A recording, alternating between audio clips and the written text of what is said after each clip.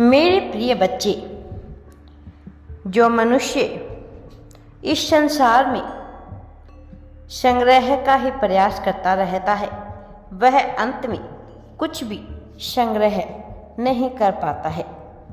मेरे प्रिय बच्चे, जो मनुष्य केवल इकट्ठा करने की ही भावना रखेगा वह कैसे कुछ भी अपने पास रख पाएगा, जबकि इस संसार में सब कुछ चलायमान है। कुछ आज है तो कल कुछ नहीं रहेगा, जो नहीं रहेगा उसे अपने पास संग्रहित करने की भावना भला कोई कैसे कर सकता है। उसके भीतर तो अधूरापन आएगा ही, चाहे वह कुछ भी कर ले, अधूरापन से वह बच नहीं सकता है। मेरे प्रिय बच्चे, वह किसी से भी नहीं बच सकता है। इसीलिए संग्रह करने में बुराई नहीं है, लेकिन उसके पीछे कौन सी भावना प्रबल रूप से कार्य कर रही है यह बहुत महत्वपूर्ण है।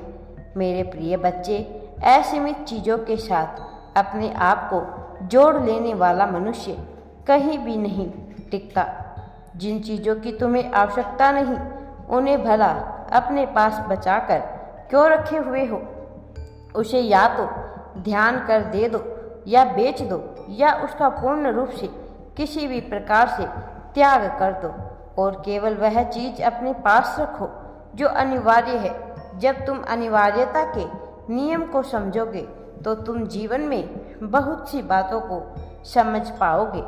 वास्तव में पर्याप्त चेतन की भावना को प्राप्त कर लेने के लिए मनुष्य का निडर होना आवश्यक है, और निडर होने के लिए सर्वप्रथम उसे अपने आप को बहुत सारी आसक्तियों से विभक्त करना होगा, क्योंकि यह आसक्ति उसके भीतर के त्याग की भावना को मारती है और ऐसा हो जाने से वह कमज़ोर पड़ जाता है। और जो मनुष्य कमज़ोर पड़ता है फिर उसे कोई भी ऊपर नहीं उठा सकता है।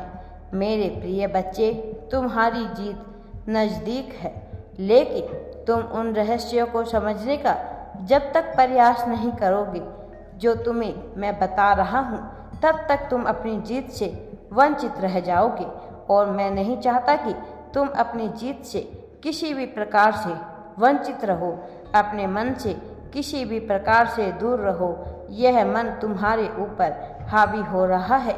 मैं नहीं चाहता कि यह मन तुम पर हावी होकर तुम्हें ही दबाने का प्रयास कर ले, क्योंकि ऐसा करने से तुम्हारा जीवन बेहतर होने की बजाय एक ऐसे मार्ग पर चल पड़ेगा जिसे तुम बिल्कुल पसंद नहीं करोगे। अभी तुमने आध्यात्मिक मार्ग का चुनाव किया है। पिछले काफ़ी समय से तुम इस मार्ग पर चल रहे हो, और जब तुमने एक बेहतर मार्ग का चुनाव कर ही लिया है तो भला इससे क्यों बचना। मेरे प्रिय, अपने मन के पत्र को साफ करो और उसमें वह चीज़ें संग्रहित करने का विचार करो जो सदा सदा रहेगी, ना कि वह भौतिक चीज़ें जिनका अपना कोई अस्तित्व नहीं है। यह भौतिक चीज़ें मैं बहुत मात्रा में तुम्हें प्रदान करूँगा, लेकिन तुम्हें कभी भी इसको अपने अधीन, अपना गुलाम या इसके प्रति अपने आप को इसका स्वामी नहीं मानना है, अन्यथा यही तुम्हारा स्वामी बन जाएगा और तुम इसी के तले, इसी के दास हो जाओगे, और तुम जान भी नहीं पाओगे कि तुमसे कब यह भूल घटित हो गई। मेरे प्रिय बच्चे, मनुष्य के जीवन के बहुत पहलू है, किंतु उसके लिए सबसे महत्वपूर्ण यही है कि अपने अंतर मन में उतरकर वह ढूंढे जिसके लिए उसका जन्म हुआ है। वह ईश्वर की तलाश करता है बाहरी बातों में, किताबों में, गुरुओं की वाणी में, तो संदेशों के माध्यम से। ऐसा नहीं है कि इससे उसे लाभ नहीं होगा, निश्चित तौर पर इससे उसे लाभ होगा और ऐसा उसे करना भी चाहिए, किंतु इसका अंतिम लक्ष्य क्या है, इसका अंतिम स्रोत क्या है, वह अंततः कहाँ जाकर रुकेगा। क्या कोई सीमा है जहाँ पर वह ठहर सकता है? क्या कुछ ऐसा है जिसके आगे वह शांत हो सकता है? निश्चित तौर पर यह उसका अपना ही मन है जहाँ पर उसे सीमित हो जाना चाहिए। यह उसका अपना ही मन है जहाँ वह सब कुछ चयनित कर सकता है। मेरे प्रिय बच्चे, तुम क्या चयनित करना चाहते हो इसका विचार तुम्हें करना होगा।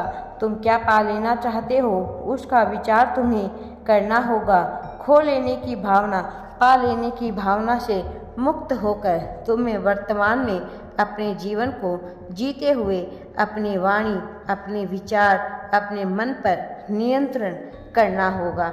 ऐसा करके ही तुम दीर्घ काल तक चेतन की अवस्था में आ सकते हो, और जब तुम चेतन की अवस्था में आओगे तब तुम प्रसन्नता को महसूस करोगे, एक ऐसा आनंद जिसकी तुमने कल्पना भी नहीं की होगी। सुकून और शांति से भरा हुआ आनंद का यह पल सबको नसीब नहीं होता, किंतु यह तुम्हारे जीवन में है, यह तुम्हारे नसीब में है, यह तुम्हें मिलना ही चाहिए, ऐसी मेरी कामना है।